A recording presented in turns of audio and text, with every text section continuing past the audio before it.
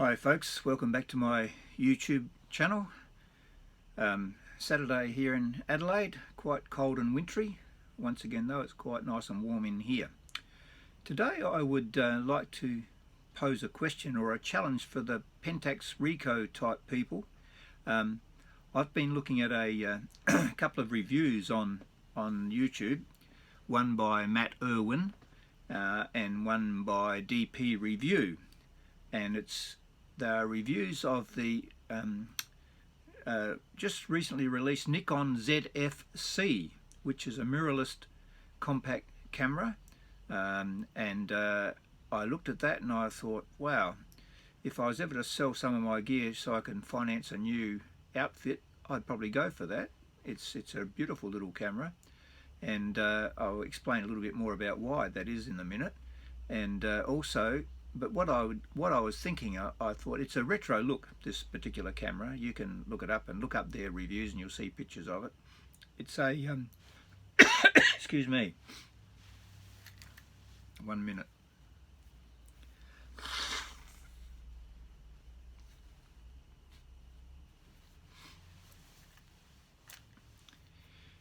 It's a retro styled camera and looks very much like a couple of cameras that I've got in my collection, and one by Pentax and one by Minolta, which I think if either Pentax, Ricoh, or Minolta, Sony, were to produce these, they'd be a real winner for those of us who like those brands. In particular, if you're able to fit some of the older, I've got heaps of Pentax lenses, onto the camera, that would be really great too.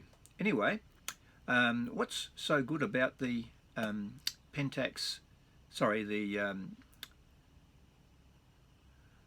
Nikon, senior's moment, Nikon ZFc? Well, it's a fully digital camera, mirrorless, and it's got a flip-out screen, a total articulating screen. It's got 4K video, touch screen, and it looks fantastic. It's a really nice looking camera with all it's a real retro look with the knobs and dials on the top where you can adjust things, and I think it's a beautiful camera, and I'm seriously thinking of getting one, particularly if you wanted to just use it for everyday household photography, street photography, family photography. When you're on holidays, it's quite small and compact and light and looks very nice. It's got some beautiful leatherette looks on it, about 5 different colours you can get of it, and they look beautiful.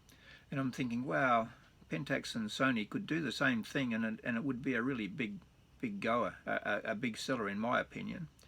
I'll show you the ones that I've got here, which I think would look, and these, when you look at these, the size and the look of the Nikon camera is very similar to these. Both these cameras are very similar. I won't be able to show you any photos I've taken with them, but when all is said and done, most film cameras with a decent lens on them will give you pretty much the same results. So don't worry about that. I'm just going to talk a little bit about the cameras. I'll show them to you both at once.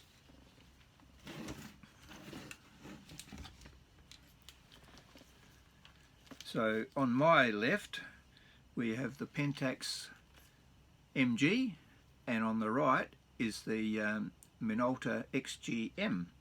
Now the Pentax is a slightly smaller camera. They're both about the same size. This one's got a standard lens on it, the Minolta one. It's got a f2 50mm standard lens. This one on the Pentax, I've got a Pentax A zoom, which is a, what zoom is that? It's a 35 to 70 zoom, and that's a very nice lens, and it's got an f4 maximum aperture. The good thing about this lens also is that as you zoom in and out, the maximum aperture stays the same, it doesn't change. Anyway, those are the two cameras. We'll just perhaps talk about the Pentax one first. There's a little bit of what it looks like on the top, some dials there.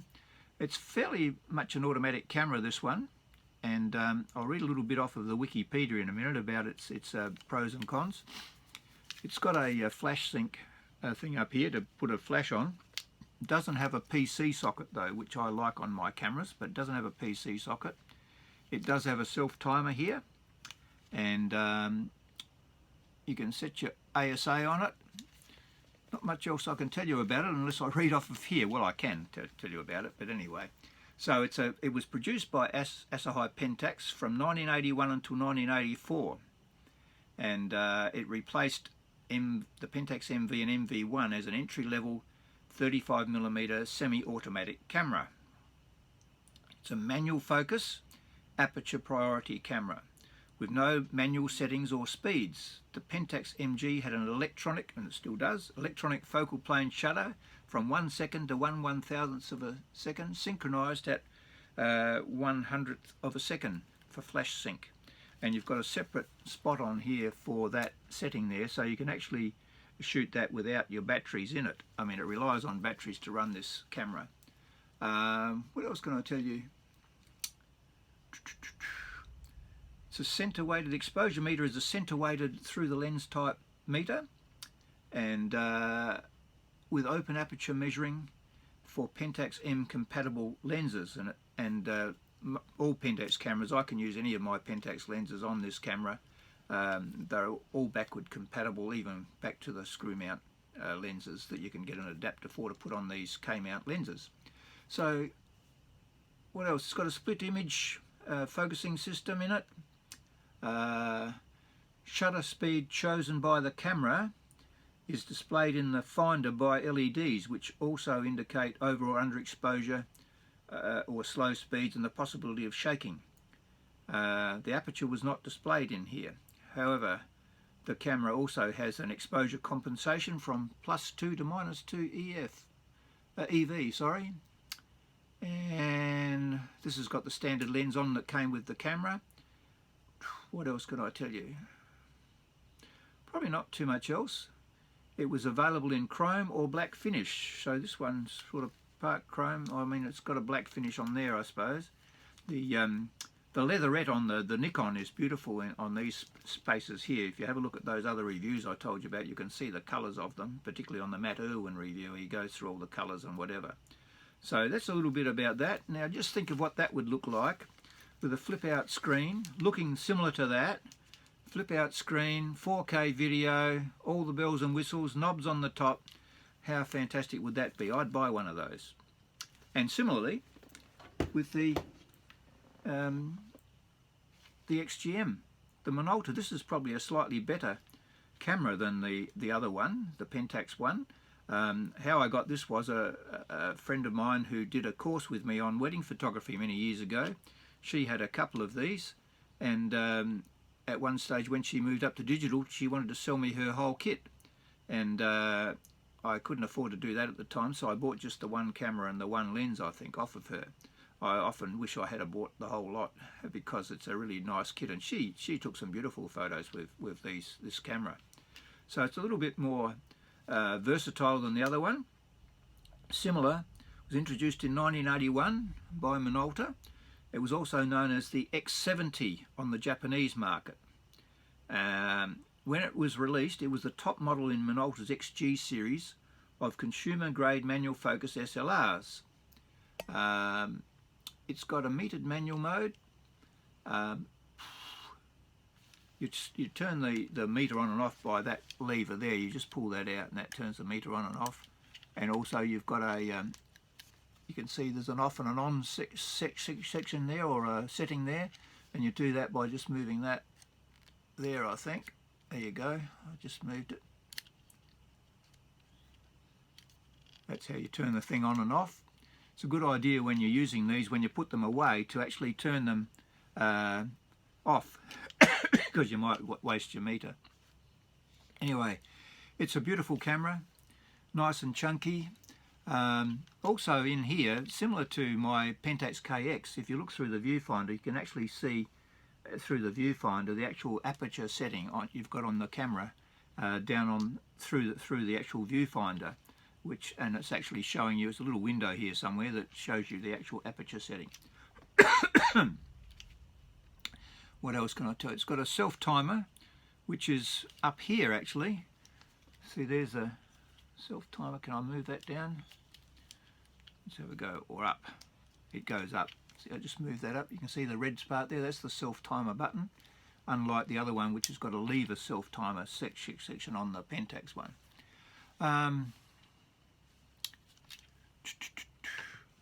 It supports both aperture priority, auto exposure and full manual mode, which is a little bit better than what the Pentax one does. And I've tested this out a few times, and I mean it's beautiful through the viewfinder. It's got LED display, it's got similar looking through the viewfinder as it is to the Pentax one. You can't do too much with flash on these. This camera is battery dependent also. It needs 2 LR44 or equivalent button cells to operate. And this one doesn't have a manual speed like the Pentax one does. X-Sync is a 60th of a second on this one. So there you go. Those two beautiful little cameras. They're nice, and I think you'd find that probably the new Nikon one is a bit lighter than these. It's a different type of metal that they've got employed in them. And these two are beautiful cameras, not very heavy, and I love them. And so can you just imagine making this with a articulating flip-out screen, built-in microphone, 4K video, all the bells and whistles, knobs on the top, looking like that, and there you go. You would have, in my opinion, Pentax and Sony, or Ricoh and Minolta, whatever you like to call it, you would have a lot of takers for a camera that you built like that. I know there are other mirrorless cameras that Pentax have done and Sony's got as well, but I just think I would rather have one of those than buy the Nikon, but that Nikon is really attracting me quite a bit. So anyway, there you go. I don't know what you think about it. If you have a look at those reviews of that other camera and tell me what you think. And so thanks again once for watching. Like if you like, subscribe if you wish, and I'll see you next time.